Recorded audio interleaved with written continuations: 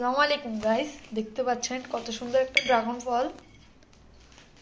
কালকে আমাদের বাসায় ড্রাগন ফল এনেছিল, তা আজকে কাটা হচ্ছে। দেখেন কত সুন্দর। আপনারা কে কে ড্রাগন ফল খেয়েছেন কমেন্টে জানাবেন। নিশ্চয়ই সবাই খেয়েছে। অনেক মজাদার ড্রাগন ফল, কতগুলো সাদাও হয়। আমরা বেশিরভাগ লালই খাই।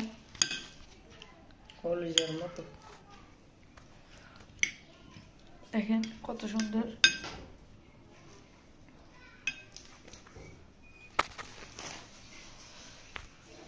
অনেক সুন্দর সুন্দর ড্রাগন ফল।